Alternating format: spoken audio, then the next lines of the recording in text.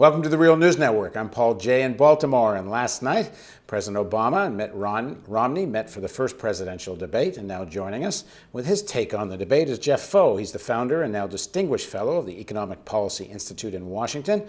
His latest book is The Servant Economy, where America's elite is sending the middle class. Thanks for joining us. Oh, good to be here. So the leader of one section of the American elite debated the leader of another section of the American elite. How did they do? Well, in a sense, Romney being behind had to do better than the president. I think he did. He was aggressive right from the beginning, right from the first bell.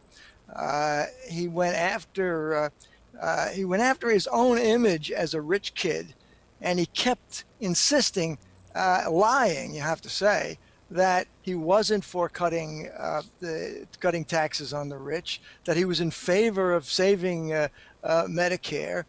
He had this number about $716 billion that he accused Obama of taking out of Medicare, when this whole business was forced on Obama by the Republicans. So Romney was essentially recreating himself, moving to the middle after having captured the Republican nomination from the right. Right. I mean, I joked in another interview that my headline for the debate was "Brilliant Liar Defeats Man Without Convictions." Yeah, well, that's certainly how the president came over. Obama was passive. I think Obama's big mistake, forgetting for a moment about the style, but I think his biggest mistake was that he didn't explain how we got into this situation. He let Romney rake him over the coals, which he should have expected, on unemployment and on mortgage foreclosures and, all of that stuff. He let Romney say jobs, jobs, jobs about 17 times. But he never said, look, he said he inherited the problem, but he never said it was your party that created the problem. It was your party that led us, down this track, and it was the deregulation of Wall Street. Actually, I was amazed. Romney was the first one who mentioned Wall Street, and he mentioned it in the spirit of criticizing too big to fail. So, the president really did let him loose. I thought Romney overdid it. I thought he began to look a little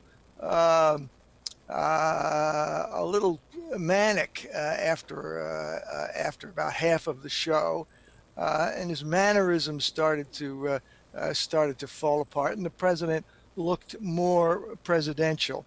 But Romney hammered away on the economy.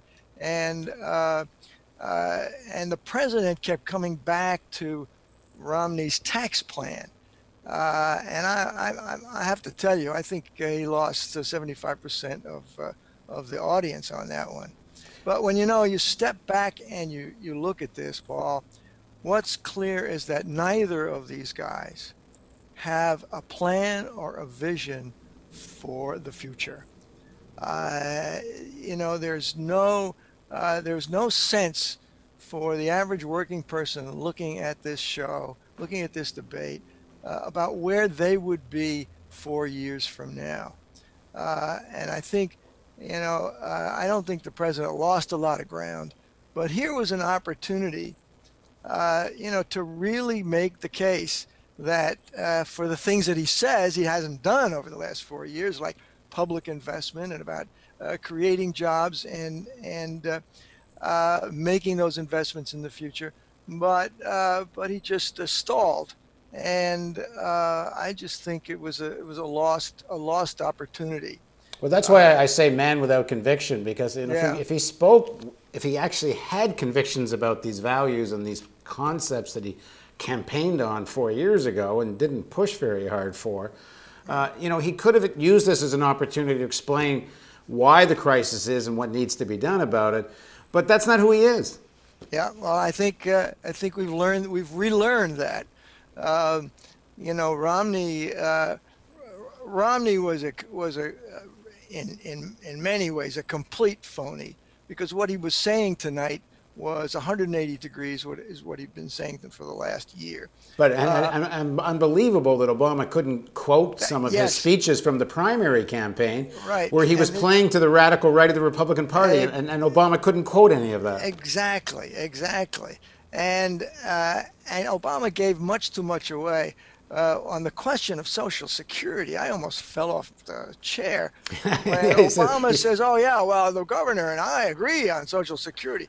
They don't agree on Social Security. The Romney and his cohorts, they want to privatize Social Security. It's quite clear. And well, maybe Obama's not so against it. Well, certainly it turned out that in his last days, Obama's Democratic predecessor, Bill Clinton, was not against it. You know, but here again, I mean, the lack of conviction in the Democratic Party and the leader of the Democratic Party is very, very painful to watch. Okay, one quick question. So in Sure. in the introduction, I said the leader of one section of the American elite debated as the leader of another section of the American elite. Some people are saying it doesn't matter which one of these sections of the elite comes to power. What's your take on that? Yeah, well, I think it matters a little bit. I think that if we reelect the president, the next 4 years are going to be like the last 4 years. If we elect Romney, the next 4 years are going to be worse than the last 4 years. So, you know, that's our Hobson's choice, as they say. That's where we are in America today. All right, thanks very much for joining us, Jeff. Okay, Paul, good to be with you. And thank you for joining us on the Real News Network.